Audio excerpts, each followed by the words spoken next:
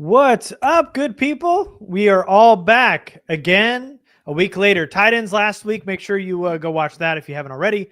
And today it is wide receivers. So obviously a big need for the Chargers, a big show that everybody's been asking for. So I knew we all had to jump on and do it together, just like tight ends. And then also draft is next week. So look for us. The three of us are going to try to go live for round one. And then after that, we'll see what we can do. But you should see us on Thursday.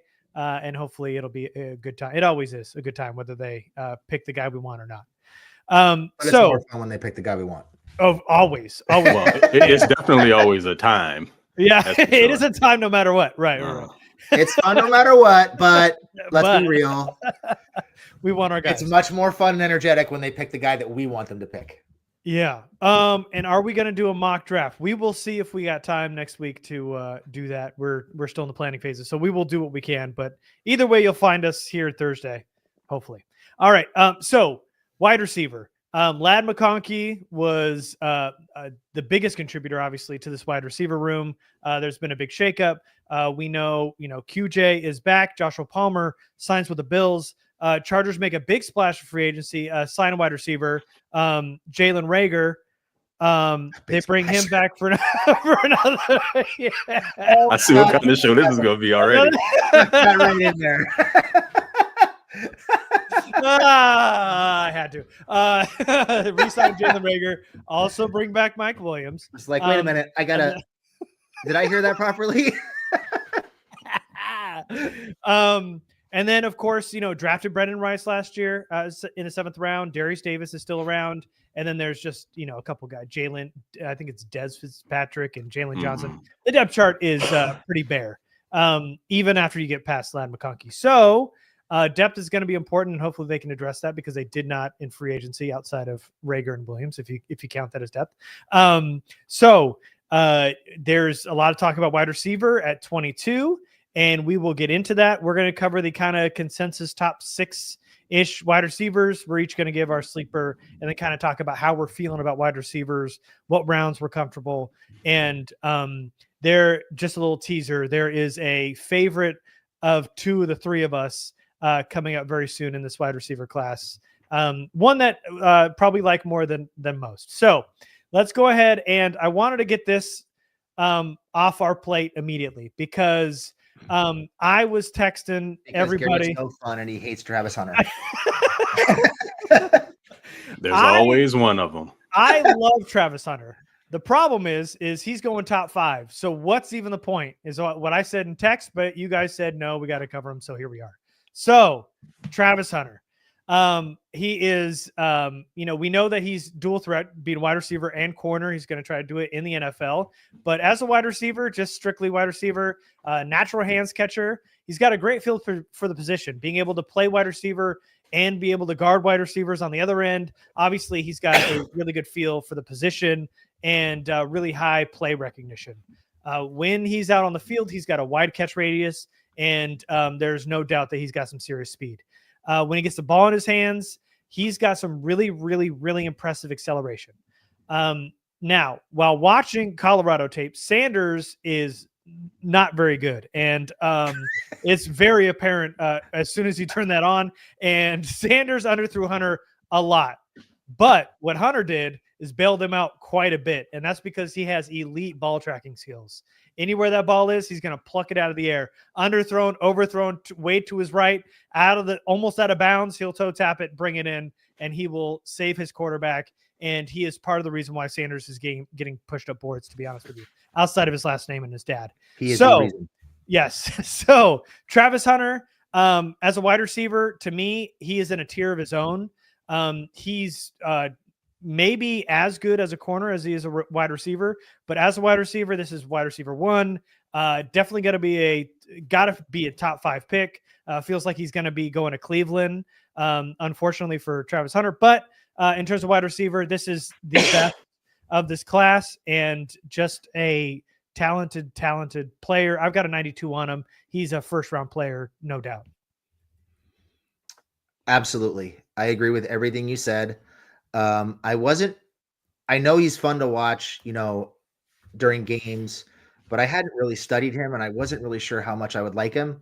And I was actually kind of blown away by just how good he is as really what amounts to a part-time wide receiver. He's so explosive. I love the way he receives the ball with his hands. He always attacks the ball at its highest point. There is no fear of taking a hit over the middle. He will sell out for balls, which he had to do a lot because, like Garrett said, lots of hospital balls, lots of bad throws, lots of underthrows. He has the ability, I think, to play Z and slot. I'm not sure he's big enough and strong enough to be an X. But man, I just he makes plays at all three levels of the field.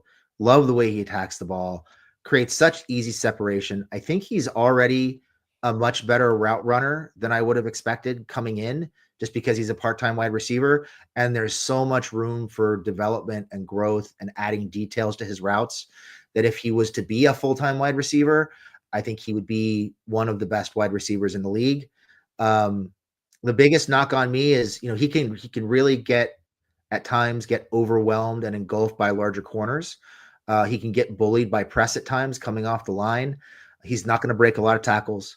So he's going to have to get a lot stronger. And obviously, there's going to be that discussion of what's the highest and best use for him. Usually it's clear cut with guys. Is it wide receiver? Is it corner? It's probably as corner, but it's not as big as a gap as I would have expected coming in. So I'm a big fan. He's the only first round graded wide receiver on my board, and I have a 91. He is my clear cut wide receiver one in this group, and he is phenomenal and so much fun to watch. All right, so we're all on the same page basically across the board, with the exception of the context surrounding Shedeur Sanders. I think there's a different conversation to be had, but that's not the show for this. We can discuss the fact that there was literally no protection in Colorado for almost 2 years, so dude had to do a lot. But this is about the guy he was throwing the ball to. And for me, he's like football Captain America, because basically he can do this all day. Dude runs around on both sides of the ball, and like a wise rapper once said, I don't get tired. And apparently neither does Travis.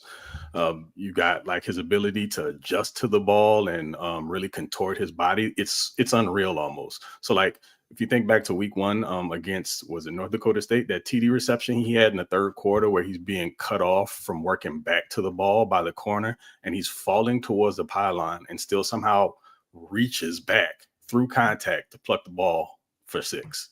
This isn't hyperbole. I've literally never seen anything like that before. And to say this is a guy who, he was playing full time on both sides of the ball, but I guess you could say he's cornerback first and moonlights as a wide receiver. That's not typical wide receiver stuff for guys who do it full time.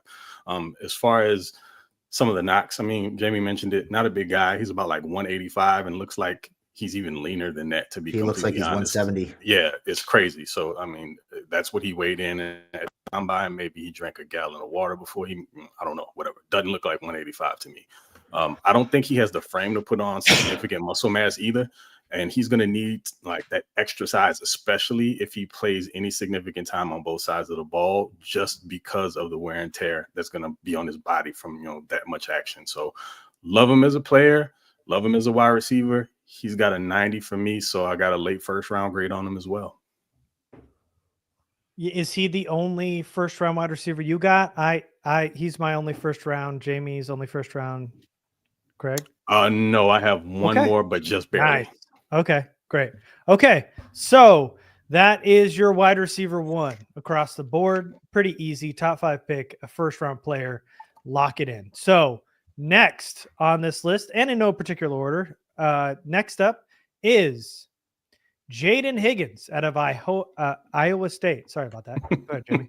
I almost said Ohio. Hang on one second. Let me bring him up real quick. All right. So Higgins is somebody who... Sorry about this picture, by the way. I just realized there's an ASU defender draped around. That's all right. Actually, ASU is going to catch a couple strays in this pod. I'm sorry. I'm giving you warning. So I know they're gonna come up in the conversation about Tet, no doubt. So Higgins is somebody who I, again, was not really sure what to expect going in because I didn't see a lot of him during games. I know there was a lot of talk about him, and there is some hype surrounding him after the Senior Bowl, but was a little skeptical, and I came out being really impressed and really liking him. Higgins is 6'4", 214. I think he's kind of that prototypical X receiver. You can move him around. He can play some Z. He can certainly play in the slot. And there's just so much to like about him. He's, like I said, he's huge. 6'4", 215. Probably still some room to put on some muscle and get a little bit bigger. He does a phenomenal job. Maybe top 2 in the class in terms of boxing people out, using his frame to shield defenders from the ball. He runs surprisingly crisp professional routes for somebody his size. Does a great job of accelerating in and out of breaks. Runs a pretty full route tree. The whole route tree isn't professional level, but he's got, I would say, probably somewhere between 4 and 6 routes. Mainly the slant, the post, the dig, the out, the hitch, and the go, that are all pretty solid. They're all professional level. They're ready to go. He's smooth and efficient as a route runner, not a lot of wasted motion. Locates and tracks the ball like an outfielder, basically. Makes plays at the second and third levels of the defense. Higgins is very difficult to tackle. He can usually make the first guy miss after a catch with pretty good short area quickness, and he's got a pretty low center of gravity for a guy his size, so he'll run through arm tackles. And I feel like he's one of the few guys in this class who's mastered the art of the push-off at the top of his route without really getting banged for a lot of offensive pass interference calls. He just creates a lot of separation at the top of his routes with his hands without looking like he's pushing off. In terms of weaknesses for Higgins, while he has, I think he runs like a 4.42, 4.45, somewhere in that range. He's not really somebody who's going to be explosive and run away from people. You're probably not going to get him catching like a lot of slants and taking them to the house. He could struggle to separate a little bit. I did see some pretty good separation at the top of his routes, but we'll see at the next level. There's some hip tightness that can make it a little bit difficult for him to sink into his routes. I would say he's probably best suited running intermediate and deep routes. I think he's that X receiver, kind of like in the role that the Chargers wanted Mike Williams to play when Staley and Lombardi were here for their first year. Slants, digs, comebacks, the occasional post. I think he'll be a killer on back shoulder fades because of his body control and the way he tracks the ball. And there were a lot of a high number of contested catches on tape. Some of that was because of a lack of separation. Some of it because he played with a borderline quarterback terrorist at Oklahoma or Iowa State. So overall, big Jaden Higgins fan. He is my wide receiver 4 in this class. I have a grade of an 86 on Higgins, and I am a big fan. Craig? Yeah, so right off the bat, Higgins is actually my favorite X in this class, even more than T-Mac. I'm not saying that he's better than T-Mac, but just because I like his skill set a little bit better than T-Mac's, because he essentially has all the things that T-Mac lacks at. He's got deep speed to win vertically. Jamie went through some of this, but just touching on some of the stuff that I noticed. He's got the deep speed to win vertically. Like I mentioned, he's well above average route runner for his size. It's not super common for a guy with his size and weight to be able to move as well as he does in and out of breaks. And he makes everything look effortless. Even the contested catches look like child's play. As far as what he needs to do and improve, he's got good deep straight line speed, but it takes him a bit to get to top gear. It's part of what hurts him with production after the catch, actually, in my eyes, because he doesn't have like the agility and burst to utilize like start and stop movement in the open field. And there's also, Jamie mentioned this, it's funny because we see it a bit differently. There's a difference between being physical with the ball in the air and just trying to gain advantage by obviously forcing defenders out of the way. Higgins walks like a very fine line there, and he could find himself a recipient of like several OPI calls if he isn't careful at the next level. He's sneaky about it sometimes, but sometimes it's just really blatant. The refs is just like, what the hell? So the fact that he's been able to pull it off and get away with it to this point, I like. But he's crafty. but he's also, like I said, really, really fluid for a guy his size as far as route running is concerned and the big plays that he's able to make down the field. One of my favorite overall wide receivers, my favorite X wide receiver overall, and he's got a mid-second round grade for me. I gave him an 83. Okay. I am not as big of a fan as you guys. Not You're that wrong. he's a bad player. But I think you remember the last time we had that sound and we had disagreed on a wide receiver? His name was Traylon Burks. You both loved him. I hated him, and here we are. So I'm just saying, I mean, if we're gonna start using the buzzer, okay. All right. But listen, Higgins. You guys mentioned a lot of his good stuff. I mean, he is a smooth route runner. I really like the acceleration at the top of his routes. I feel like it really helps him get open. And then I feel like there is a little bit of gas when he does get the ball in his hands. It's not like, he's dead in the water once he gets it, but he does show better acceleration than I had anticipated. The body control is very good, especially in contested catches. I think the frame can be built on, which I think is real nice, especially I think, when teams are looking at Higgins, while I think there are some issues with play strength, it is something that you can build on. And I think that he can bulk up and he can still, it's not like he's a 4.3 guy and you're going to lose speed. It's actually going to help him long-term if he does bulk up. He is not much of a vertical threat, obviously. And that thinner frame, it just felt like anytime physical corners got to him, he had his issues. I also have concerns with his release package. It just feels like once he gets off the line of scrimmage, he's got a free release. He's going to get open because he's so good getting to his breaks and in and out of his breaks. But at the line of scrimmage, I just feel like if you got a physical corner who can press you, he's going to be in trouble. And also if there's better corners who can match his foot speed at the line of scrimmage, I don't feel like he can get off very often. So listen, he is I feel like he could be, a tall possession receiver. He can separate with his route running. He plays like a basketball player, which he played in high school.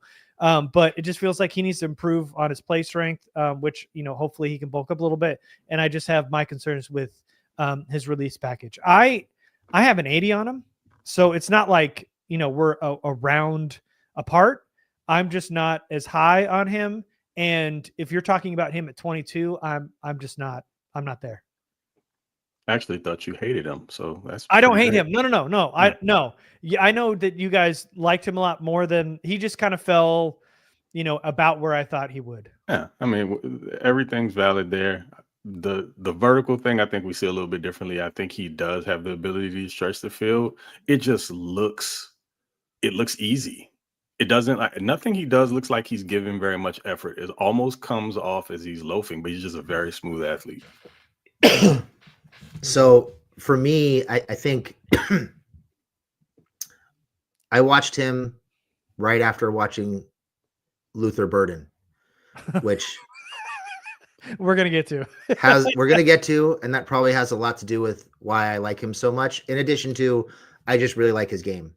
But I think he's a vertical threat, kind of like Mike Williams was a vertical threat in his prime. He's a big body who's going to go up and get the ball. And if you throw it up to him, he's probably coming down with it. I think that's valid. Is he going to run by people consistently with 5 yards of separation and toast people? No, probably not. No. But he'll get open, vertical, and he's going to get the ball if you get it to him. So to me, watching him, I was looking at him like, wow, this is what they wanted in Mike Williams.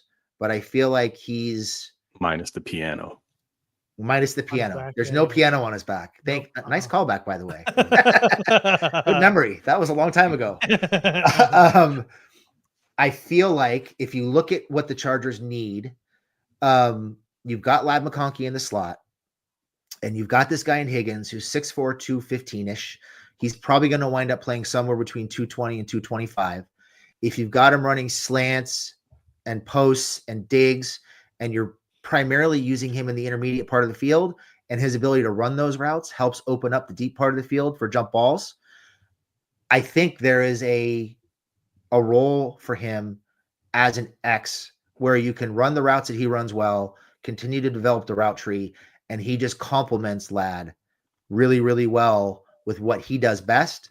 and they can kind of play off each other. And I think it helps open up the offense. He's not the electric burner, but I think he's going to create enough chunk plays in the intermediate game, and he's going to help move the chains in the short to middle passing game, that there's a lot of value there. Now, would I take him at 22?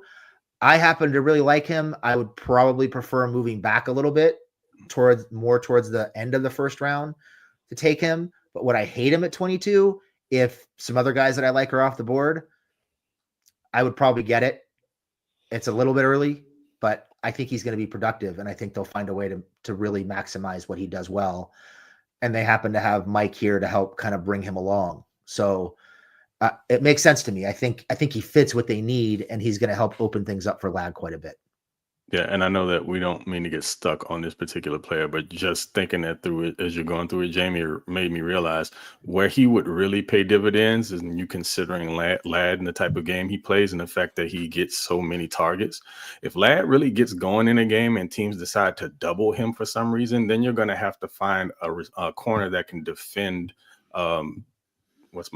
Higgins one-on-one. And the thing about it is, as far as like size-wise, it's not going to work very well. So if you get him on a smaller defender and you're just trying to move the chains and keep the offense going and on time, Higgins can help you do that specifically on third down. So Ladd can essentially be somewhat of you can use him just to kind of keep the attention off of the guy that you're really trying to get to help move the ball. You're not always looking for that big player trying to force feed it to Ladd, and he can be a decoy of sorts. So I feel like Higgins has an opportunity if he were to become a Charger for some reason or another. I wouldn't do it at 22. I agree. You want to trade back and take him a little bit later, but he opens the doors to a lot of different things that you could do offensively. I feel like you could kind of use him the way that they would probably want to use a tight end in this system if they don't get the tight end that they want. That's an interesting idea with those deep overs and the crossers, and yeah, that's a valid point. Yeah, if we're talking about trading back, I think it's an easier pill to swallow. We've talked about forever how teams are building, track teams.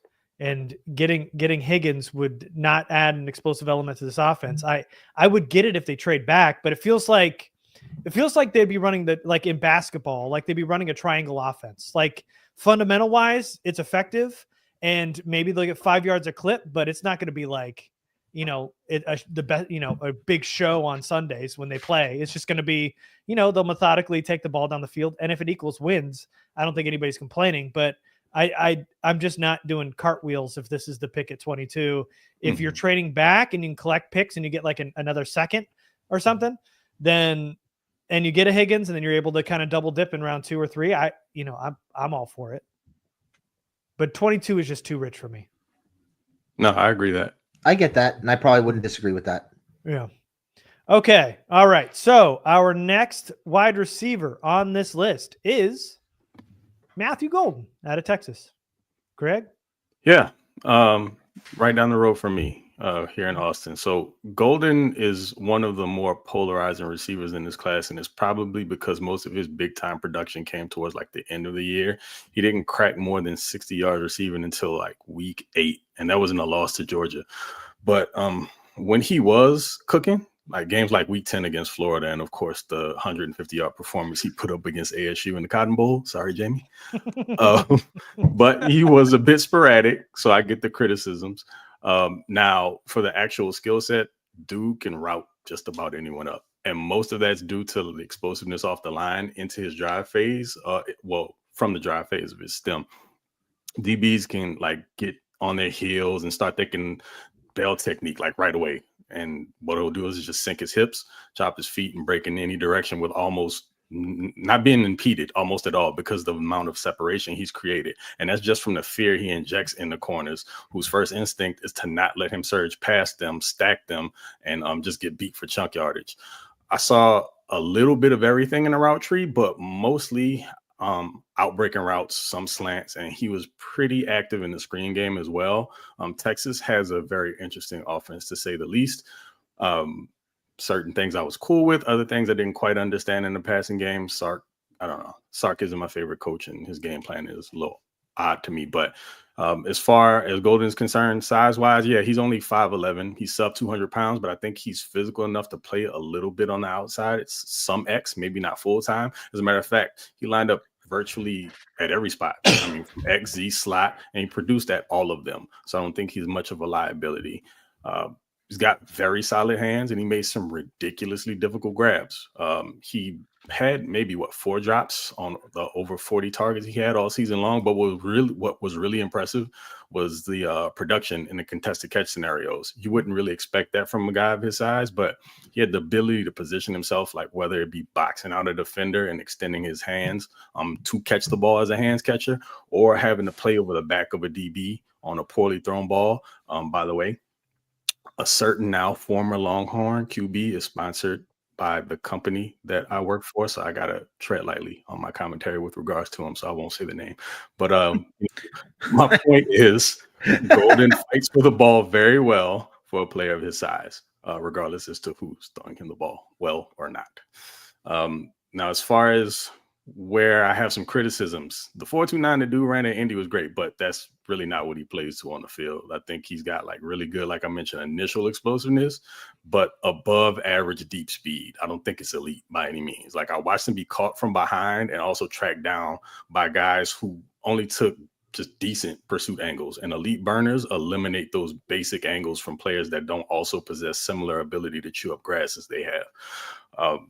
I saw him take off multiple plays backside, which I didn't love. It kind of led to some throwaways and sometimes even sacks, because he essentially took himself out of the play as the third or fourth option. Man, you just got to keep working, because you never know what's going to happen backside of the play. And also need more from him after the catch. He isn't very dynamic as a ball carrier. He seems sort of stiff to me. So the agility and quickness seem to really only apply as a route runner. When he gets the ball in the open field, he's got a little bit of wiggle to him, but I just feel like there's something missing there. And I didn't see him deal with a ton of press coverage. I mean, this is a reoccurring theme in college football. You just don't see a lot of it. So receivers aren't accustomed to it when they're moving on to the next level, but especially when you're a smaller or smallish guy, it could really affect you once you move up. But he did get stalled out a few times at the top of his stems going into his breaks by defenders who decided to just like dig their heels in or stay in that back pedal and gamble on him breaking in or out. And I love the fact that he grew by leaps and bounds as a player, like from his time in Houston to when he came to Austin. But I mean, it was really only 1 year of production, really only half a year of noteworthy play. So is what he showed last year actually who he is, and is the switch been flipped? Or I guess that questions remains to be answered. And that's really weird. I mean, for a guy with first round buzz, he's still more of a projection than somebody in that spot ought to be, in my opinion. So with all that said, I mean, I like what I saw of Golden, even though the sample size is kind of small when we're talking about big playability and being a real difference maker. I've got early second round grade on him at an 88, but I mean, all the talk is he's going in the first round, and in a draft like this where it's not super, elite when we're talking about receivers. I mean, I wouldn't call this an elite class at all. It's very top heavy with guys who are more like number 2s than number 1s.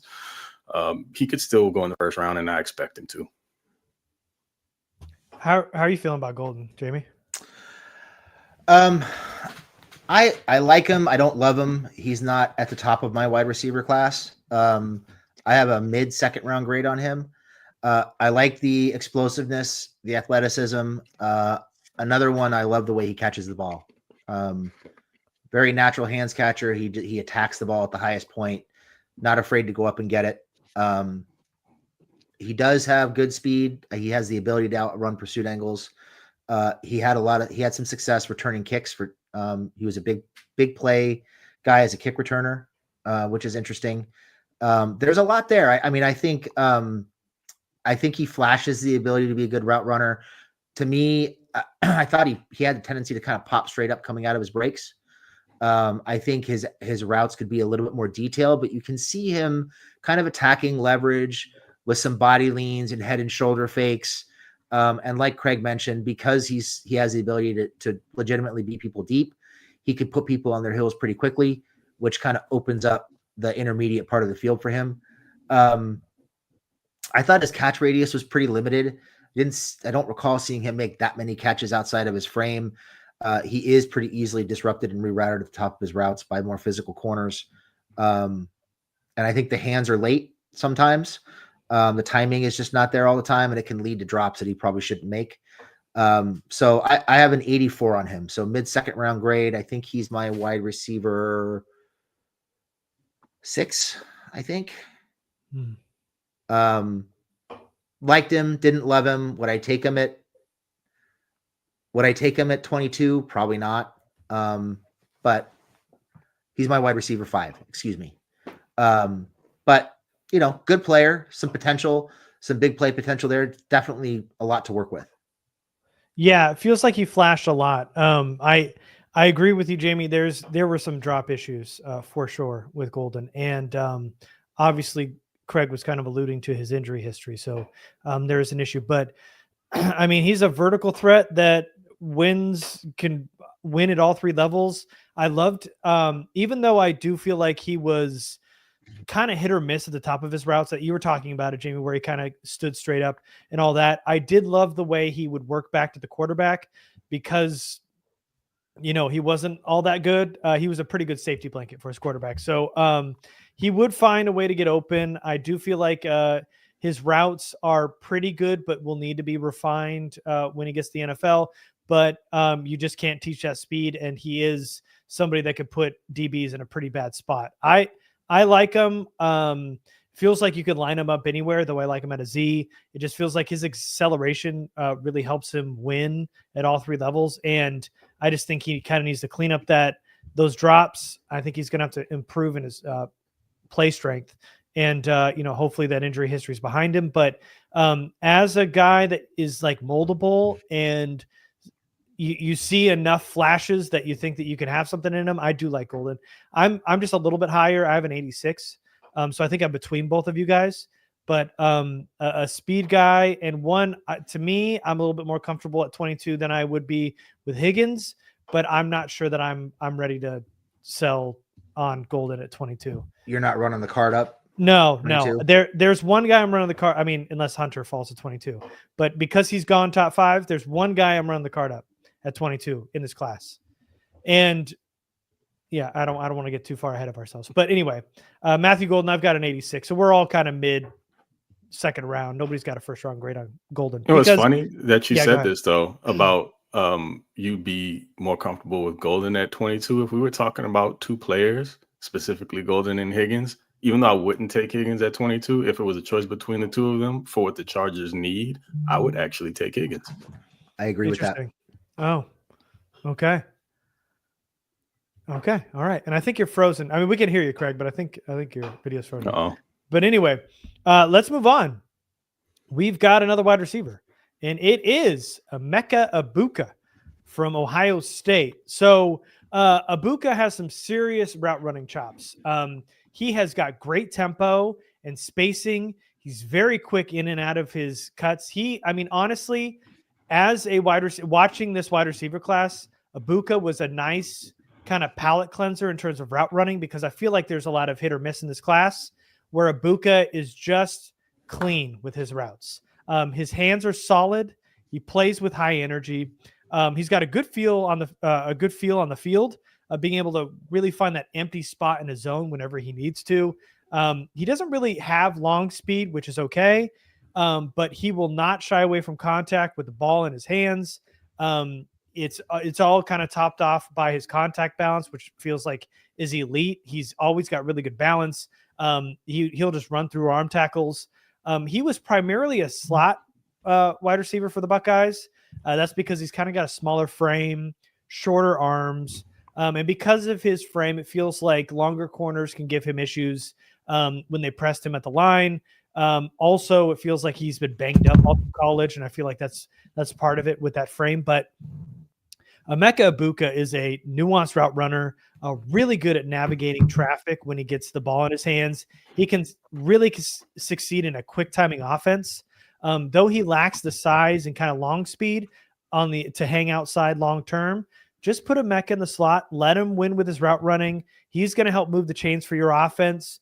It doesn't feel like he's going to be kind of a wide receiver one or kind of a volume hog, but a guy that could really, really, really help your offense move the chains. And he's going to win. It feels like his route running is NFL ready.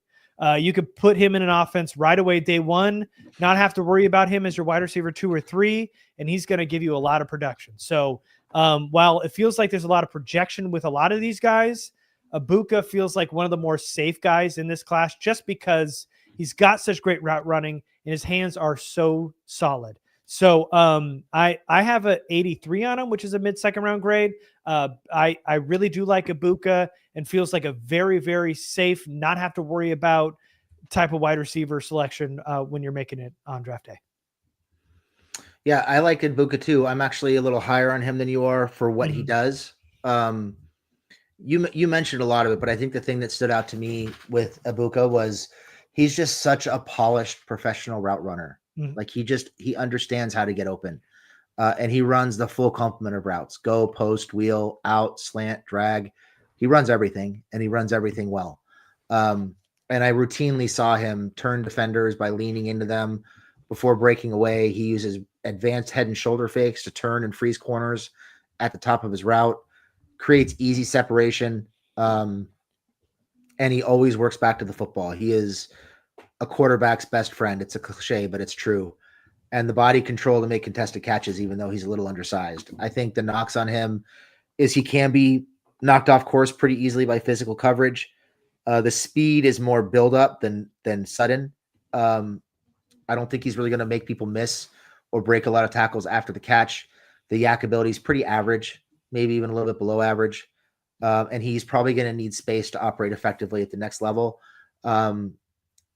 I actually have an 89 on him. I like him as a slot receiver. I think you could probably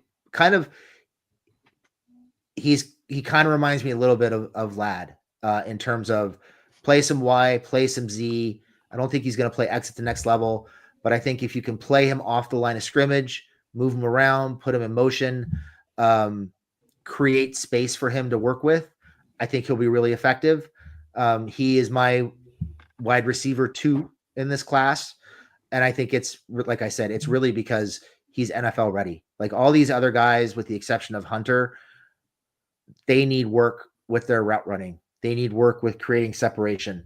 And Egbuka is one of maybe 2 guys in this class who really doesn't need that. So based on that skill level, I think he's ready to create separation right away at the next level.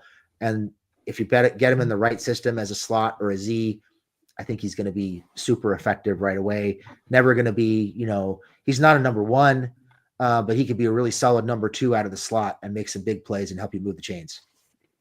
Okay, so this is like a disembodied voice thing going on because you guys said my screen is black. I can see you guys and me, and everything looks fine on my end. So I'll do this and I'll pop out and come right back. But as far as Egbuka is concerned, so I call Ohio State like the other wide receiver U. No disrespect. I mean, it's just like the LSU thing makes it really hard for me to give them credit, even though they probably have the better track record all time, but different conversation. But they do it again, I guess. I felt like I was watching maybe a little less dynamic version of Jackson Smith and Jigba. He was definitely overlooked this year because he had the unfortunate luck to be playing second fiddle in, to arguably the greatest freshman wide receiver we've ever seen in college football in his final year. So kind of sucks for him. They basically turned a man into Rodney Dangerfield. Like he got no respect. And the young buck came into town and he was just kind of the forgotten guy, but he was still very productive.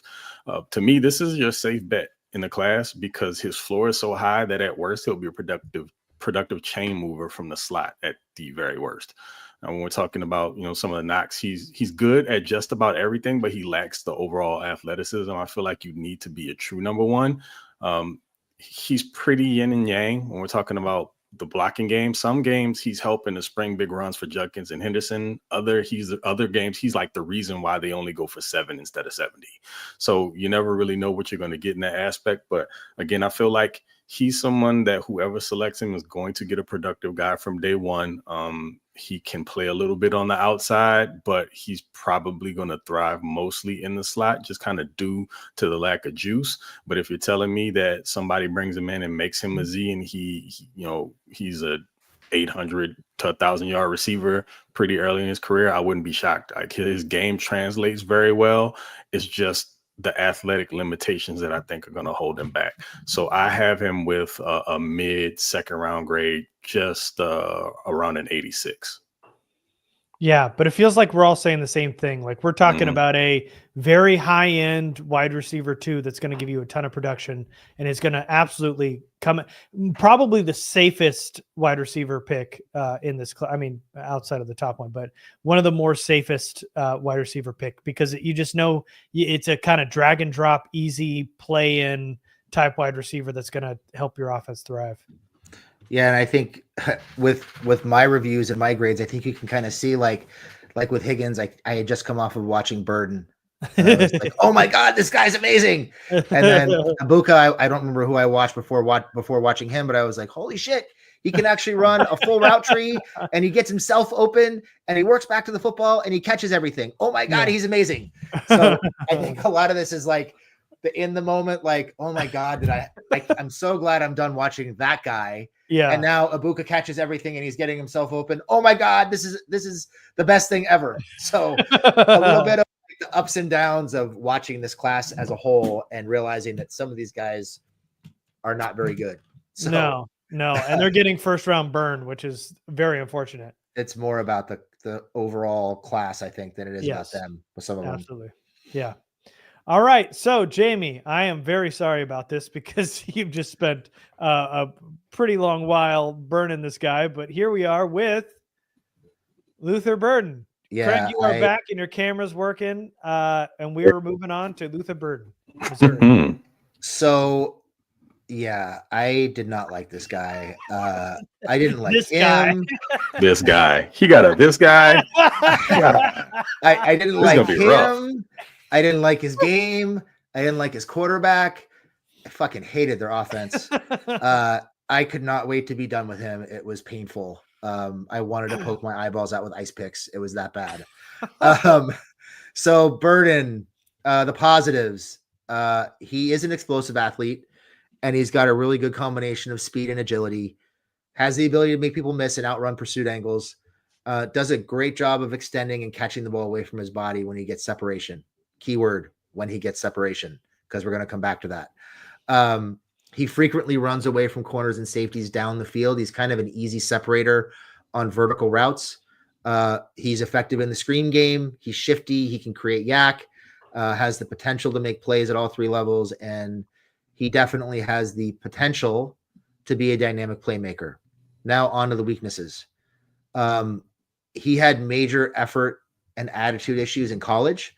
And the report on him was he's a terrible practice player, but he always shows up on Sundays. And I got to tell you, or on Saturdays, excuse me. And I got to tell you, I disagree with the second half of that statement. Though I think you can see the effort and attitude issues in college. I think it shows up on tape. There is an overall lack of development in Burden from year to year at Missouri. Some of that is the offense he played in, but a lot of it is just him not putting in the effort when he's not expecting to get the ball. In my opinion, he clearly takes plays off when he isn't the primary option. He'll cut routes off when he thinks he's going to get hit. The desire and toughness to make contested catches just is not there. So many drops, tip balls, or just flat out like alligator arms in traffic because he doesn't want to get hit.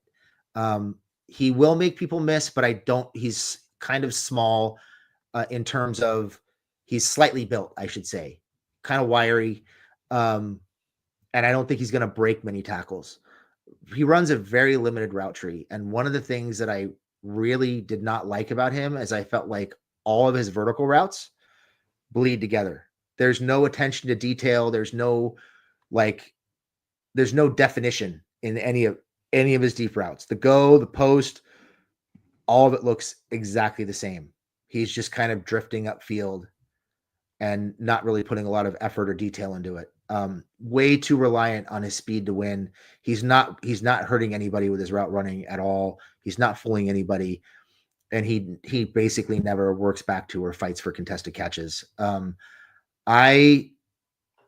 This is of the guys that are being discussed as potential first round picks.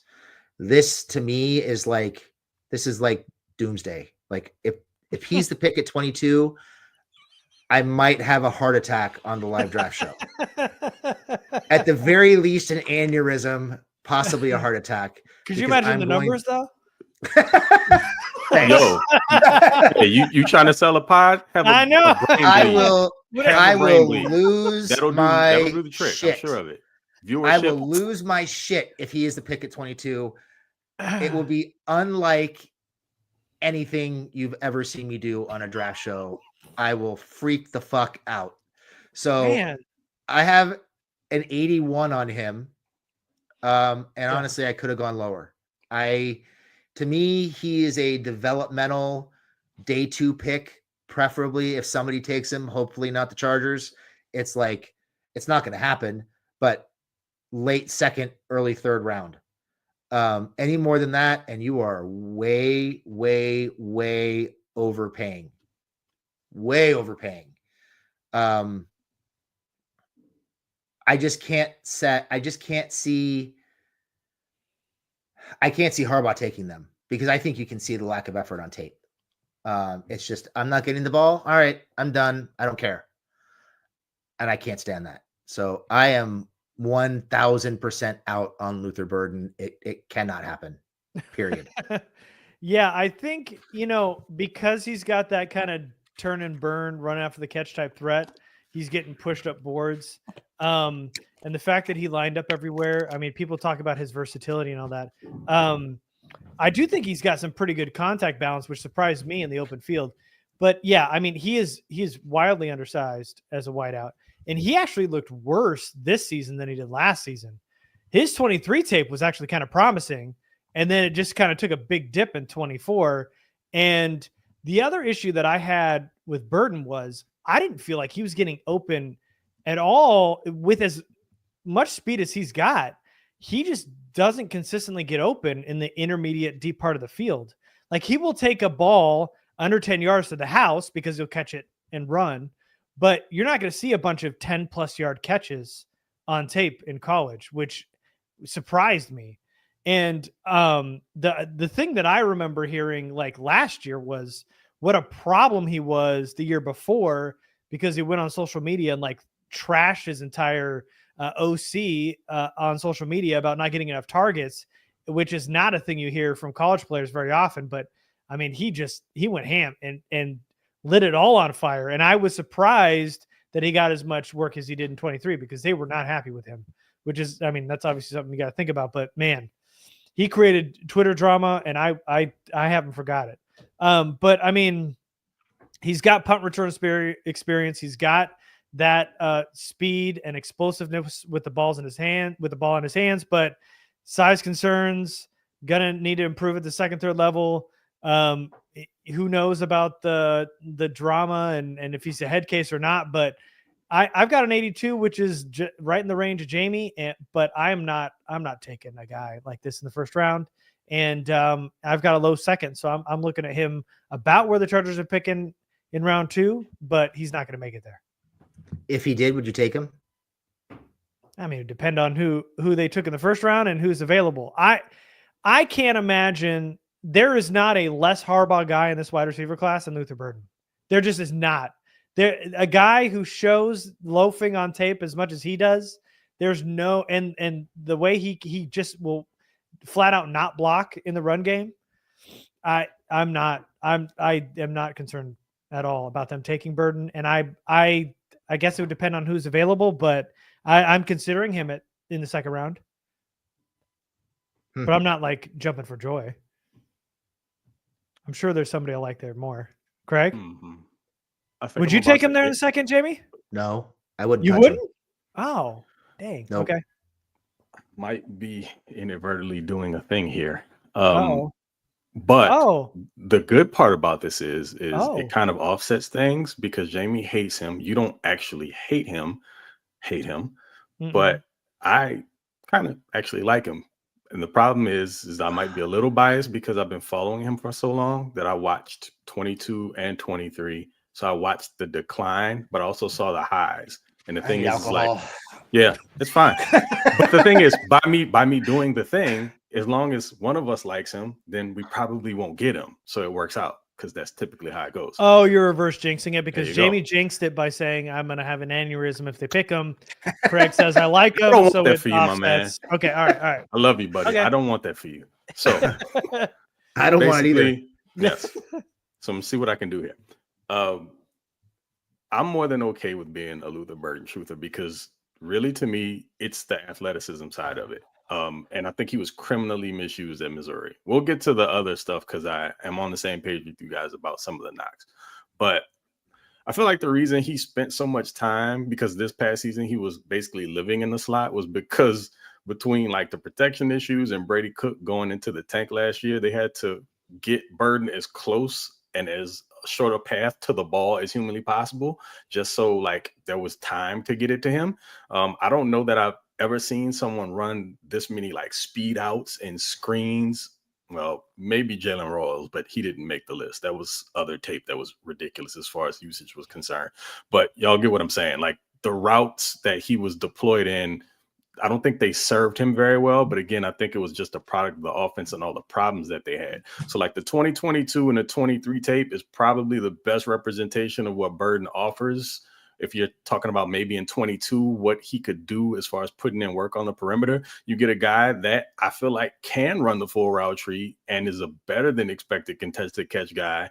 And he is really a menace after the catch, like sprinkling what he brings in the return game. And somebody is getting really what could be an offensive weapon. Now, this is all potential and some of the stuff that I saw earlier in the first 2 years. But again, things just kind of went downhill. Now, there we are with the knocks. We've gotten to that point.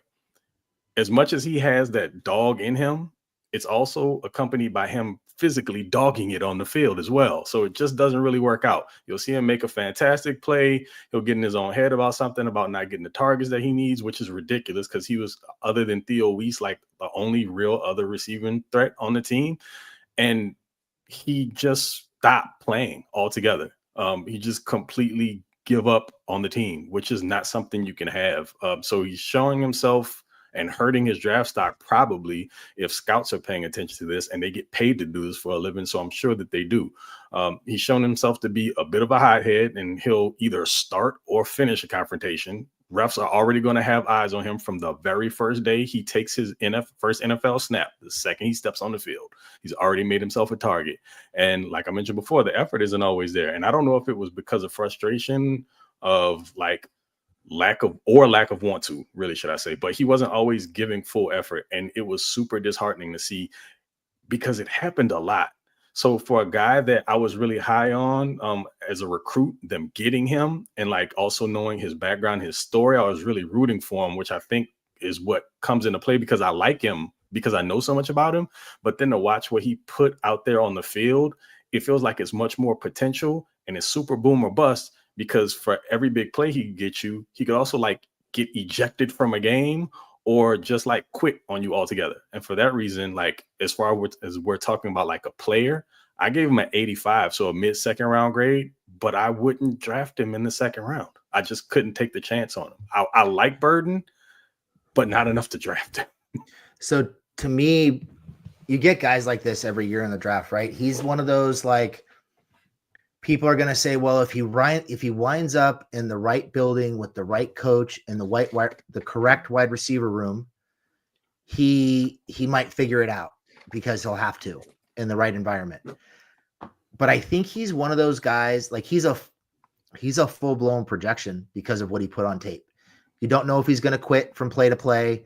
I mean, the number of times I saw him cut routes off and just let guys pick the ball off or let corners get their hands on the football because he didn't want to take a hit for Brady Cook. It made me want to vomit. But to me, he's a guy who some coach is going to be like, I can fix him. He's a full-on projection.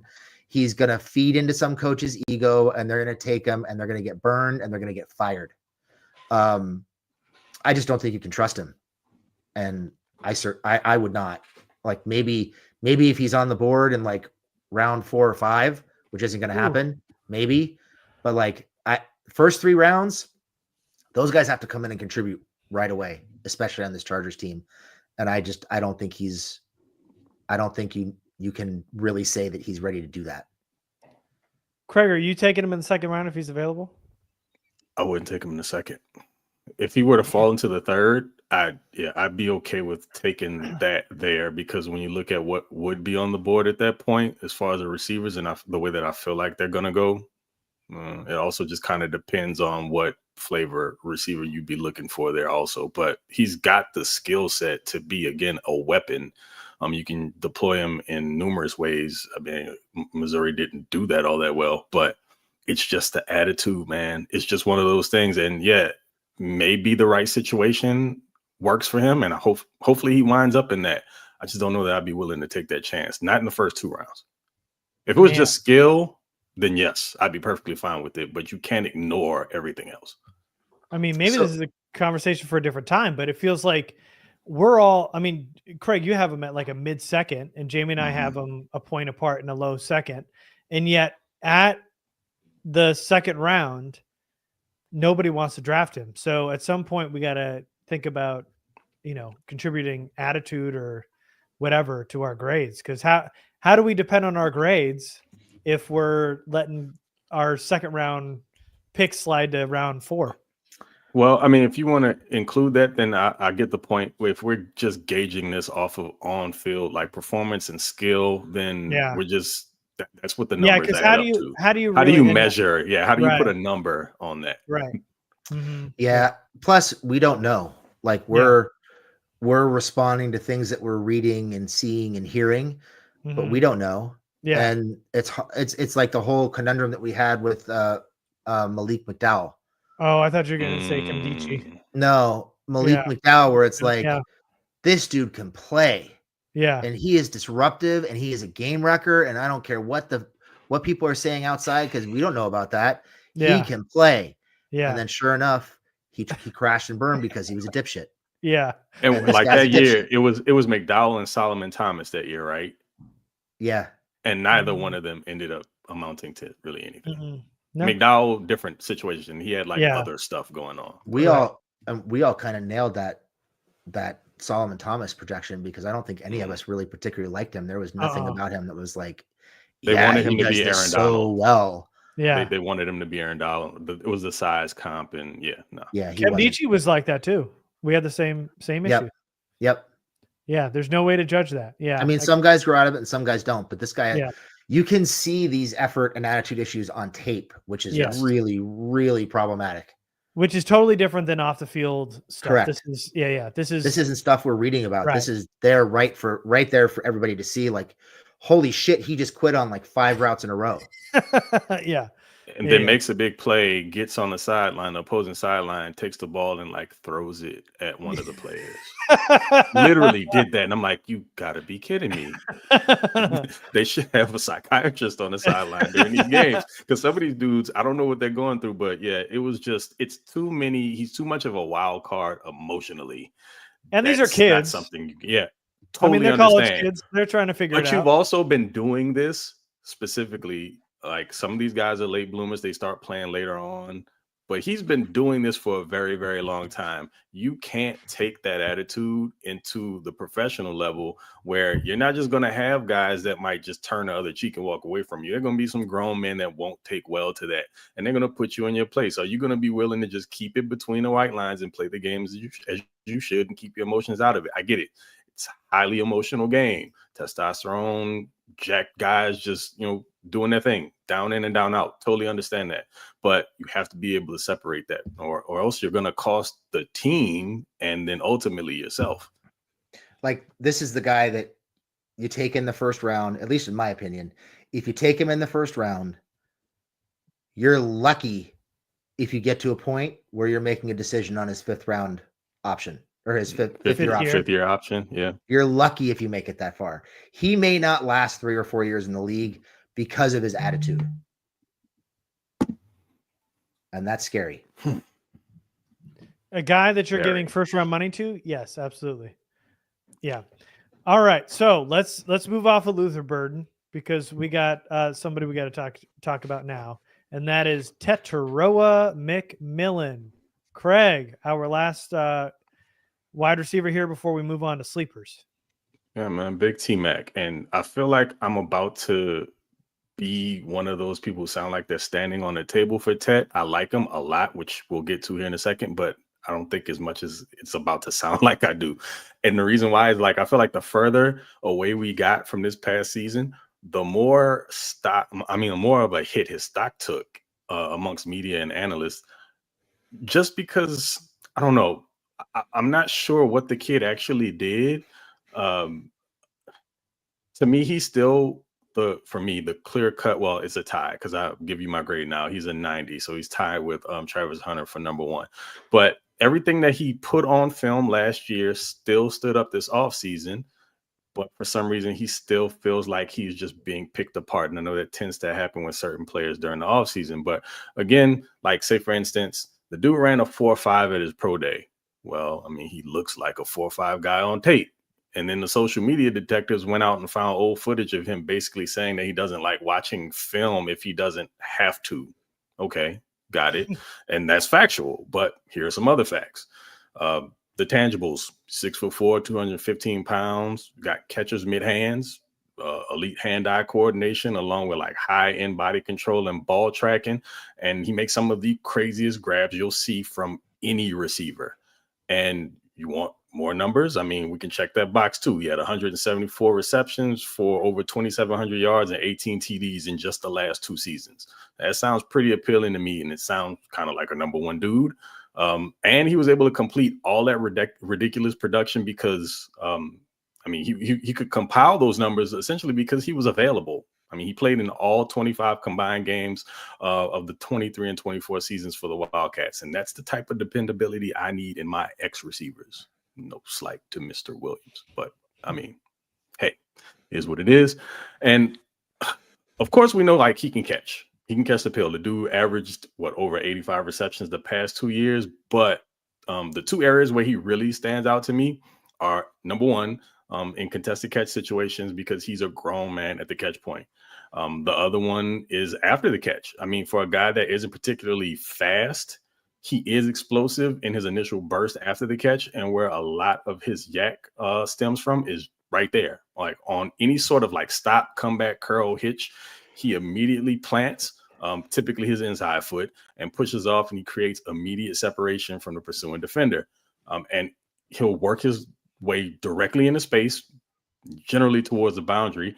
And like you can add to that the way he works back downhill towards the ball. He doesn't run hitches or comebacks or curls and just stands there waiting for the ball. He goes back towards it and he extends his hand and catches it with those mitts.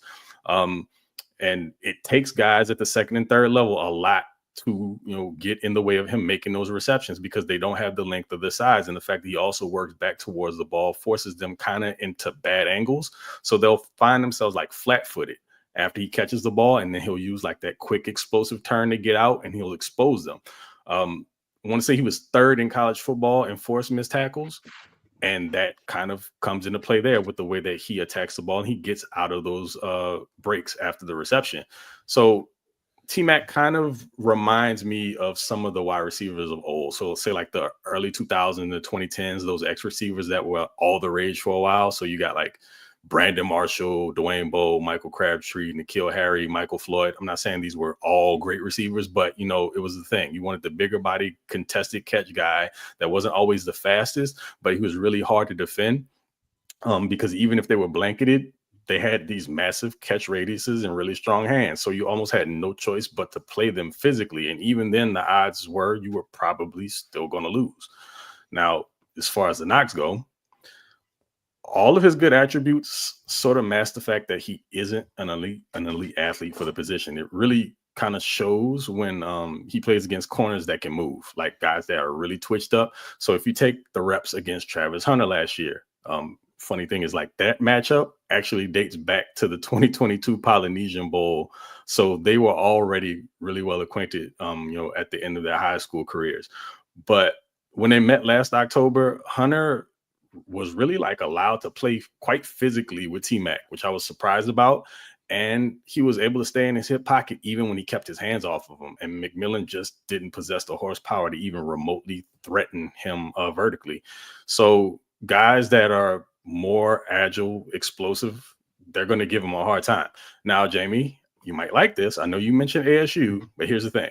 So like those two sophomore corners, I think is Javen Robinson and Keith Abney. Mm-hmm. They were actually able to, I'm not going to say completely keep him in check, but they did an admirable job against him last year, in part to just being more fluid of athletes than he is. Now, where he did win and when he did was because he had more experience. He was a little bit more savvy, but the fact that they could move a bit better than he could played really well in their favor. They didn't jam him a ton, but when he did catch the ball in space, they were able to close on him really, really well. He has to work on his release package. Like he's not going to consistently get these free releases at the next level. And with like that thinner frame, even though he's a taller guy, 6'4", 214, he still looks really, really thin. The bigger press corners are going to give him a run for his money. And especially since he isn't all that twitchy, is going to make things really, really hard for him. So he's going to have to get through his technique and those his release package and hand fighting off of the line of scrimmage so that he doesn't find himself having the timing thrown off between he and whoever his quarterback is going to be. He isn't a tremendous separator as a route runner, so he'll probably need to lean on his size as he fine-tunes that side of his game. And lastly, like while I think he's a decent route runner, I didn't see enough variation in his route tree. It could just be like the 5 or 6 games I watched, but the majority of what I saw were like hitches, slants, some 9 balls, a few crossers. What I would love to see would be more like skinny posts and some 7s or corner routes. Just more routes that like will allow him to use angles to take advantage of his height and length vertically. So again, I don't like what I've heard about Tech going into the offseason because of everything that was said about him before. Everybody was raving about him being the guy. And then we get here, he doesn't really do anything wrong. And then suddenly he's at the back of round 1 somehow. So he's still graded out at a 90, like I mentioned before. So he's the second wide receiver that I have with the first round grade. And if Travis Hunter ends up not counting as a wide receiver, then Tech would be the only one. Jamie? Yeah, I mean, I agree with a lot of what Craig said. He mentioned beating press, which I think could be an issue at the next level. I did see some evidence of a chop or a swipe and some hesitation with his footwork to be able to clear press early when he did see it. Like Craig mentioned, it's a pretty limited route tree. You get the slants, the crossers, the go, the stick, the out. I did see some routes that suggest he could be a better route runner. I think it's there. Maybe it just hasn't been coached up. Love. He's a hands catcher, always catches the way from his body. This is not a guy who's going to let the ball get in on him and eat him up. He plays the ball. The ball doesn't play him, which is like a baseline gotta have for me for a wide receiver. He doesn't just beat up smaller corners in contested catches. He like chews them up and spits them out. He engulfs them. And because of his long strides, he kind of has build-up speed. But he eats up a ton of ground in the middle of the field, whether it's running his route or after the catch. It's really hard to catch him once he gets going in the open field. And I saw him extend, cut off, and even change routes at times to find holes in coverage, which I really liked. In terms of the negatives, the hips can be a little bit tight, which can make the routes look a little labored at times. He's very linear. There's not a lot of wiggle. He's not going to dance and make people miss, really. Once he gets going, it's full speed until he's stopped and tackled.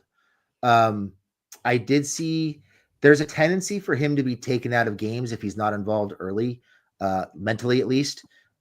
He will, in my opinion at least, have some concentration or frustration drops if he doesn't get kind of that momentum going early in a game. There's some rounding off to his routes. I think the routes lack urgency and nuance at the top of the routes, which is something he could probably be taught to do a little bit better to create more separation. Lots of contested catches, which is fun to watch on tape, but also is an indication of somebody who isn't very explosive and doesn't run very detailed routes. Excuse me. And I think he needs a runway to create yak. Basically, if he's going to create yards after the catch, it's because he's catching the ball in the middle of the field and turning it upfield and running away from people. He's not going to make people miss. Craig mentioned a name that I think is an interesting comp for him. He mentioned N'Keal Harry as those big X's with the big hands. I'm nowhere near as low. I actually like McMillan, but there are some similarities there. And I'm a little bit hesitant with these big receivers who don't create separation, who come out of the Pac-12 and now the Big 12, because nobody plays defense in the Pac-12 or the Big 12.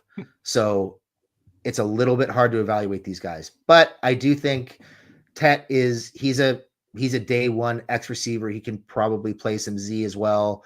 I have an 88 on him. So late first, early second round pick, a guy who I would have no problem with being picked at number 22. He's my wide receiver 3. I think he's going to be a good player. I just think the biggest question with him, kind of like with Higgins, is how's he going to separate? Is he going to, and how's he going to get it done? But I do think he'll be productive. Man. All right. Well, I don't know why we're picking apart a guy that we have a first round grade on and an 88, but I've got an 88 as well. And this is the best wideout outside of Travis Hunter. And this would be an absolute dream at 22 for the Chargers and for me. This is a guy that is a downright playmaker. There are games where he just took over single-handedly, did it all himself. And that's a wide receiver 1 through and through. And I don't feel like there are any other wide receiver 1s in this class outside of McMillan and Travis Hunter. And so once you fall out of that tier, I feel like you got to start kicking that can down the road to day 2 or day 3 if you really are feeling desperate. So if McMillan's not there, I'm putting the wide receiver come 22. It just feels like, though I know he doesn't have an elite athleticism, he still finds a way to run by you. He has a wide release package, large catch radius. I love his route running, and I think he has the ability to break a game open. So that's the type of player that has that kind of skill set that you want if you're drafting him at the end of the first round. I don't think he makes it that far, but this is the one guy I'm running the card up to at 22 in this wide receiver class if he's available there. This would be so high on the board. It would depend on obviously who's there, but this feels like a dream scenario at 22 with McMillan.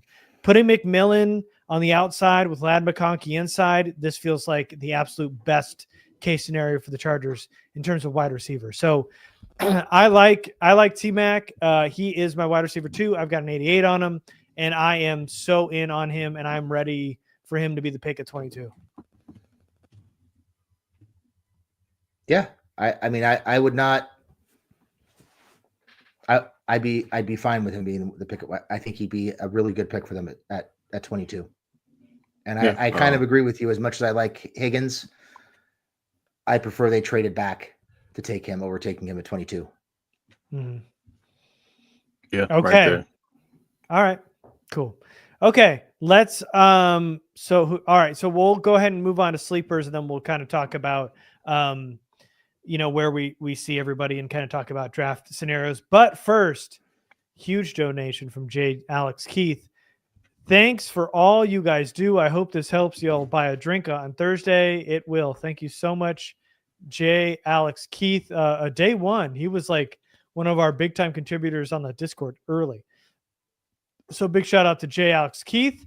Then also LA Chargers fan 559. Love you guys. We love you even more. So thank you so much. Appreciate you guys donating, and thanks so much for being a part of this live podcast here on wide receivers. So let's move on to sleepers. I can go ahead and start. And my sleeper is this man from TCU. It is Jack Besh. And, while I'm sure some of you have heard his name, this is a man that definitely deserves some more burn. He does 2 things extremely well. He is an excellent route runner, and he has some of the best hands in this class. He is 6'1", 212, has a really filled out frame. And while some are concerned about his long speed, his short area quickness gets him open very often. And he happened to test really, really good at the combine, which surprised me. He's excellent with the ball in the air. He's very physical at the catch point. With the ball in his hands, he's got sneaky burst. Also a really tough runner. Will run through arm tackles, run over guys if he has to. He play both inside and out in college, but the big knock is he's only got one true season of production. He started at LSU, transferred to TCU, exploded this past season. He never surpassed 500 yards before that, but then this season, over 1,000 yards, 9 touchdowns. He absolutely went ham on the 24 season. Now, Jack Besh, and I know as Richie Farley is talking about in the chat, yes, it's another TCU wide receiver, but this is a good TCU wide receiver, so this is a little bit different. This one can actually catch. Yeah. He has something like a less than 2% drop rate. He was amazing this past season. But Besh is very polished player once he got the opportunities. He proved he's got a lot in his bag to get open. While he may not be a burner, he can make splash plays. He is a volume magnet in the right system in the NFL. He brings toughness, a polished route tree, sure hands, and is a hell of a blocker at the wide receiver position. I've got a 76 on him, which is a mid-third round grade. This is a man I'm starting to keep my eyes open on in the second round, third round. He's a day 2 target for me if they do not go wide receiver. This feels like a guy that's going to way outperform his draft stock. Man, I'm a huge Jack Besh fan. The way that he was used at LSU, he was more of like a tight end H-back there. And so like you kind of saw the progression from there to TCU. Like he dealt with some injuries. I'm also rooting for him as well because his brother was killed in the domestic terrorist attack that took place in Louisiana a few months ago. So his brother passed away and didn't have an opportunity to see him like live out his dream and playing in the NFL. But you saw like the transition of him going from more of like a tight end slot guy at LSU, moving over to TCU, and you saw him gradually start to work towards like being an outside like X receiver. So I want to say as far as the snaps on the outside to him playing in the slot, it basically like inverted. He was almost primarily an outside guy, and he's got like, I get it. The TCU thing is a hard pill to swallow. I know most people don't want to have that conversation about any of those cats right now. Jalen Reagor's still around. I know some people don't even remember the fact that he went to TCU. But yeah, like we seem to be being like invaded by them. But this is the one I would not have an issue with because literally he does the one thing that you have to do at the position, and he does it at an elite level. So I would be just fine with Jack Besh with the lightning bolt on his helmet. Yeah, I watched TCU to watch his teammate Savion Williams, and my eyes kept being drawn to Jack Besh. Very, very good. I have a similar grade that Garrett does. He just seems like he's always open. He catches the ball, and he has a way of finding opportunities to create yak. So there's, I think, a lot there to work with for mid-day 2 pick. That'd be a fun one. Feels like a Harbaugh guy through and through too, by the way, just watching him. All right. So Jamie, a man, you're sleeper now, a guy that I was pronouncing his first name wrong this whole time because my eyes read Eric, but it's Elic. Yeah, it's Elic Manure is how you pronounce it. Say manure because that sounded like manure. That's how you pronounce it. It's manure. Is it? Yeah. Oh, sorry, man. My bad. That's how Family name. I wasn't trying to bag on it. I just thought he was mispronouncing. We know how Jamie is with names. Yeah, I thought he was doing the Jamie thing. I don't know. We catch that. I catch so many strays for mispronouncing names that I actually Googled the pronunciation to make sure I got it right. And I was like, ooh, the end of his name is Manure. But yeah, Elic Manure is how you pronounce the name. So finally, one name I got right. Elic is a Canadian-born football player. He's very raw, I should say. Still developing pretty much all of his skill sets as a wide receiver. He is I would say, developmental, tools-based X receiver at the next level. He's got a massive frame. He's 6'2", 210, but he plays a lot bigger than that. Amazing. Maybe you could even say elite body control for back shoulder fades and jump balls down the field. Routinely posterizes guys on deep balls down the field. Extremely effective between the numbers. He eats teams alive with posts and slants. uses his hands and his feet to clear early press. Got a really good second gear to erase pursuit angles in the open field. I saw him take, I would say, at least 3 or 4 7-yard slants and turn them into touchdowns from 60, 70 yards out. A lot of fun to watch. He has the potential to be very deadly as a possession receiver in the intermediate part of the field and in the red zone. And if you want a tip on which game to watch of his, because there isn't a lot out there, watch his game against Travis Hunter in 2024. He absolutely ate Hunter alive in that game, and Hunter was on him pretty much all day long.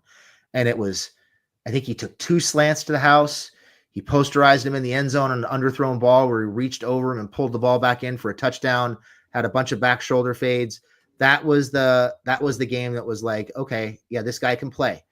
There are some things to work on. I think because he's so new to football, the physicality part of the game as a wide receiver isn't there for him yet. He does lack some play strength to consistently play through contact. I don't like the way he catches the ball. He's a big kid, but he's a default body catcher. He tends to let the ball get way too deep on him, and he also lets defenders get inside his frame in traffic, which is irritating, but I think could probably be corrected. There were too many drops on tape, which is why he's going to be probably, I would say, either a late day 2 or early day 3 pick, most likely. Extremely raw as a route runner. The ball tracking needs some work.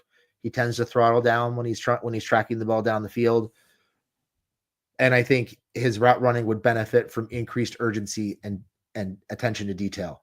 But from a physical trait standpoint, he annihilates corners with slants and posts and deep ins. And when he catches the ball with any space at all, he runs like a 4.42 or a 4.45, but he runs away from people. There's like a second and third gear there for him.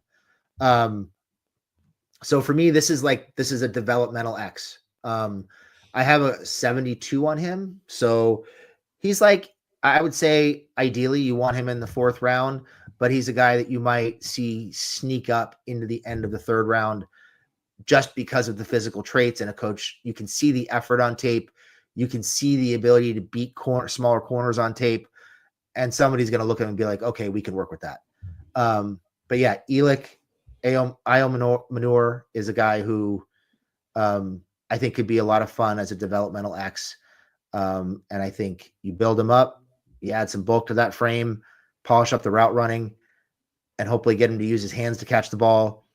And he could be a real menace between the numbers for an NFL team as an X.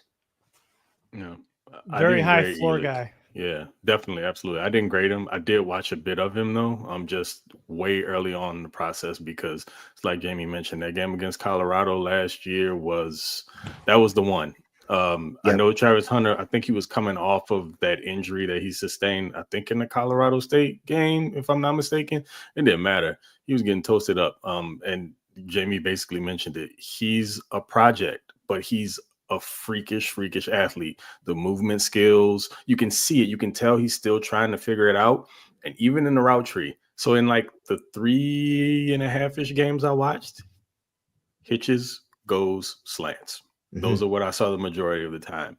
And the reason why is because those are 3 of the routes where you can showcase the most of your athleticism. Mainly they wanted to get the ball in his hands and let him go to work right away. So you do that on hitches. Hitches and slants. And then, of course, the go ball. Just, get a DB flat-footed and show off that speed deep and then go get it. He definitely needs work on his hands. You can see, like, sometimes he kind of fights the ball. There are other times when it looks really natural. So he's growing. He's starting to develop into that role, which is why, even though he is a developmental guy, he's got the baseline for something that could be special, and it wouldn't take that long if he puts the work in within like the first 2 or so years. You're talking about somebody that can be a real player for you, maybe even by year 2. So just get him in a wide receiver room where you don't ask him to be the guy, maybe behind a vet, someone that's got like a year left on their contract or something. Get him involved and let him take over the year after. But there's a lot to work with there. And if you need an X, somebody who can win vertically, I think he's got a physical enough game I mean, he definitely needs to grow it. He's not where he should be for his build, but I see it. It's something that you can definitely get out of him with a little bit of time and attention. So Elix, someone I like. I just think he needs just a little bit of, well, some fine tuning, not a little bit. He definitely needs some work, but he can come in and contribute for you within like the next 2 years for sure. Yeah, he's a very high floor guy, yet somehow a very high ceiling guy because he is so green. You could tell me like 3 or 4 years from now that he could be a low end wide receiver 1, and I would say, yeah, there was flashes of that. I could see that. But yet, because he's so new and because of all the hurdles he's had to kind of overcome with all the injuries and everything else, I mean, this is a track star playing football, and he seems like his best football is in front of him, and a guy that is going to outperform his draft position. Another guy that's going to be way better than where he gets drafted, because it feels like he's kind of fallen in the round 3, round 4-ish area where it feels like he could probably get pushed up maybe a round earlier, just because of how much he's shown in so little time. So I liked him. I think I had a 72 or something. I think it was just a point behind or something, but in the same range as you, Jamie. I liked him. Yep. Big fan. Okay, Craig, last one. Your sleeper. Torrey Horton. Now, I have to make a conscious effort not to call him Torrey Holt for a couple reasons. Number one, the name is close, but also the freaking uniform. They got the Rams helmet and everything. It's really hard. It throws me off every time. But yeah, not Torrey Holt, Torrey Horton. So he's a sleeper only in name because of the extensive time he missed this past season, because the dude only got in 5 games due to a knee injury. I'd argue that if he declared after his 4th season, which was like his 2nd with Colorado State after he transferred from Nevada, he would have easily been one of the top 5 to 7 receivers in last year's class.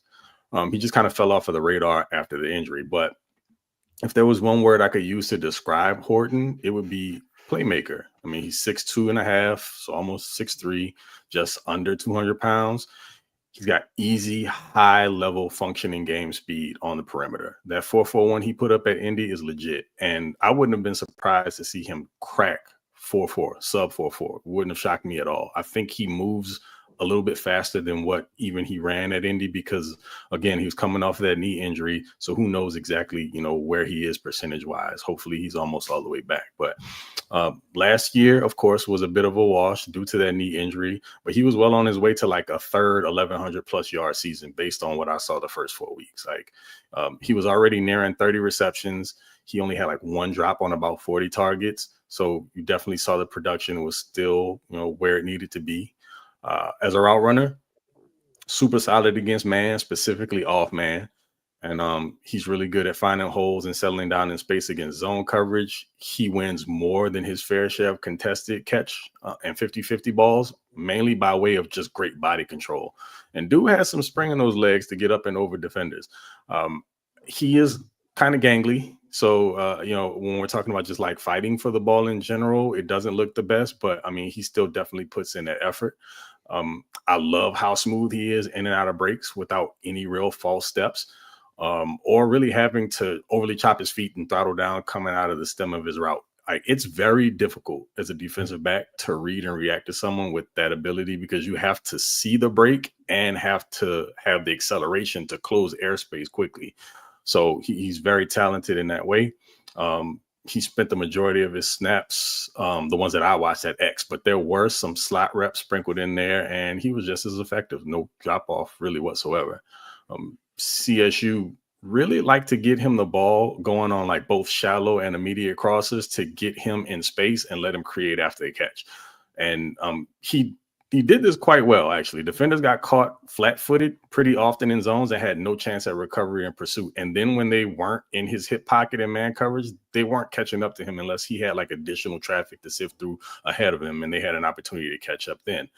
Again, not a perfect prospect. No one is. I like his hands, but he had a few like what the hell drops in 23, and not really the kind where he was so wide open. He was too wide open, like how that happens sometimes. Just nobody around and you lose focus and drop the ball. It wasn't really that. But the ones where you could tell he was already preparing for what to do after the catch, and he forgot like you couldn't do that part without actually catching the ball first. So total cart before the horse type drops. And like I mentioned before, my guy's kind of gangly. And because of that, he really struggles against physical defensive backs. And that's whether he has to get off press or if they get handsy with him in space. So he'll struggle as a stalk blocker in the run game, and not for lack of effort, but he just can't stay attached long enough to be an asset. Actually, look, I got some solid creatine and protein recommendations for him if he's open to them. Because at this point, he just needs to, supplement himself and get in the weight room to get a little bit stronger, because that is the one thing missing from his game. The dude, he was pretty much healthy throughout the entirety of his college career. Like the knee injury, it definitely set him back. Like he was the picture of health prior to it. And of course, like the first major injury he has happens in his final year and requires surgery. The good news is that, like I mentioned before, like he had a pretty good combine. So I'm hoping that that's an indication that he's all the way back. One of my favorite receivers in this draft, and I feel like he may not be as much of a sleeper. It's just that people forgot about him because of all of the time that he missed this year. So right now, I've got Horton with the mid-third round grade at a 76. I would not be surprised if he goes a little bit higher in the third round, or, I mean, I guess depending on medicals, how comfortable teams feel about him, if he ends up falling somehow into the fourth. But somebody's going to get a very, very good wide receiver here, and they're going to pack a little muscle on him. And we're talking about a total difference maker at the next level, I believe. I'm a San Diego State alumni, so I follow the Mountain West mostly for basketball, not for football. But just hearing about Torrey Horton, there was a big story last season that he got offered like hundreds of thousands of dollars to transfer to a power conference school, and he turned it down, which was crazy to me. But he stuck with Colorado State, and now hopefully he gets that NFL money. But it was wild to hear that he decided to stay, because I thought he was going to be gone. I'm not even sure why he stayed for the fifth year. He's like a super senior. Oh yeah, I thought he was going to declare last season. Yeah, I still don't know. I got to research that. I'm not sure why he decided to come back for another year. I mean, it's CSU. What did you really think you were going to win? And hey, he loves the team and his coach. He talked about it. But I don't know. I think I'd like millions in the NFL a little bit more. Me too. All right, so let's move off these guys, and let's talk about kind of our wide receivers at 22. So we know Travis Hunter's gone. You guys have already said T-Mac at 22 you're okay with, correct? Yeah. Yes. Okay. I'm very happy with that. Anybody else at 22? Not a trade down, straight 22. Are you considering anybody else? I am not. Not me. I mean, the only one I would consider is Egbuka. Mm-hmm. But I think he's redundant, and I personally would not take him for the Chargers. But like skill wise, being like value wise, I think he fits there. I just don't think he fits the Chargers. It's the same thing. Like, we all feel very similar about Egbuka. So, like, we know that he's a super high floor player, probably the safest selection here in the first round. It's more of stylistically, what do you want from a wide receiver to fit this current offensive scheme? And I just don't feel like he offers that for the Chargers. Plenty of other teams it might make sense for, but yeah, like the skill set is a little redundant. And while I think he can play on the outside, that's not going to be where he thrives. So it doesn't really make sense to me. Agreed. So yeah, I agree too. I think Egbuka is a second option outside of T-Mac for me, but not a guy that I'm really happy about, and nor do I feel like he's a really good fit for the Chargers, though I do think he's a good player. So then at 20, after 22, that, Hunter, McMillan, Golden, Egbuka, Burden, Higgins are all probably gone by the time the Chargers pick in 2. Are there any names that you guys particularly like in round 2 or round 3? Any guys you guys are targeting? In round 2, let's see. Or 3. Do we have any thoughts on Jalen Royals? Is basically what I'm getting at. Okay, so all right, I have Jalen Royals thoughts. Okay, all right. I'm not seeing what everyone else seems to be seeing in Royals. I don't think he's a bad player. It's just I don't think there was enough that was shown at Utah State, and it could just be the way that they used him. I said it was kind of similar to Luther Burden, lots of speed outs and screens. Like I've never seen one person targeted on screens this often. It was kind of stupid. Really bad hospital balls thrown to him. I understand how the dude ended up hurt because he was almost always thrown into contact. It was very hard to see just clean reps, but I liked what he was after the catch. He made a whole lot happen with not a lot to work with. And I think he's got the strength to play X, even though he isn't the biggest guy. So I just don't like him in the second round. Third round, I'd be fine with, but I wouldn't take him in the second. But I do see some people that are in love with him as a potential second round pick, but that's just too rich for me. Did you watch him by chance, Jamie? I did not. No, okay. He's the guy you might have to check out. Because I feel like there's for me, there's a nice little range in day 2 with guys like Trey Harris, who I like, Jalen Royals, Besh. I think Jalen Noel is another guy in there. Isaiah Bond, both of your sleepers, Kyle Williams. Like there is some talented, high upside wide receiver 2/3s in day 2. Harris would be awesome in the second round if he's there. Mm-hmm. The drops did annoy the shit out of me. But I think there's a lot of. We're talking about day 2 wide receivers now, though. Yeah, no, but still, right. The primary function. Well, that one should have been one also. So, if we're being honest. But there's a lot there to work with in the second round, especially at the end of the second round. So I'd be okay with that. Besh, I'd be more comfortable in the third round. I think second round is a bit rich for me. Noel strikes me as more of a slot guy, so I'm not sure really that I would put him. I don't think he's the best fit for the Chargers, I guess. And then if you're talking third round and later, I mean, obviously Horton, Io Manor. That's the extent of who I watched, but yeah, that's kind of where I'm at. Yeah, it does kind of feel, but it does feel like there's, if you're not getting T-Mac, in my opinion, at that point, you're now betting on wide receiver 2-3. And at that point, if you're looking for wide receiver 2-3, you're kicking that to day 2 and or day 3. Yeah. If Tet is off the board, yes, barring a trade back, yes, pretty significant trade back, towards the very end of the second round, first round. Yeah, then there's not a wide receiver that I would take in the first round, and there's only a couple that I'd be really happy with in the second round. I think you're basically looking at, some level of a project in the third round or later.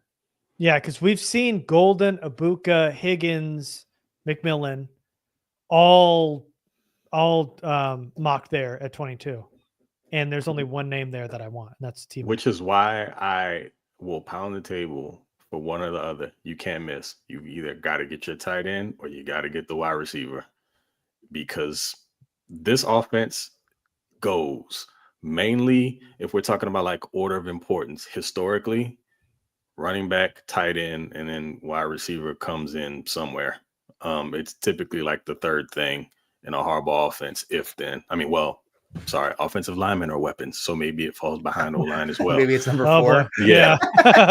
But tight ends are what make the offense go. Like you have a really good offensive line, you got a running back that can basically do a little bit of everything, but can be a closer. But the tight end is kind of the straw that stirs the drink. Yeah.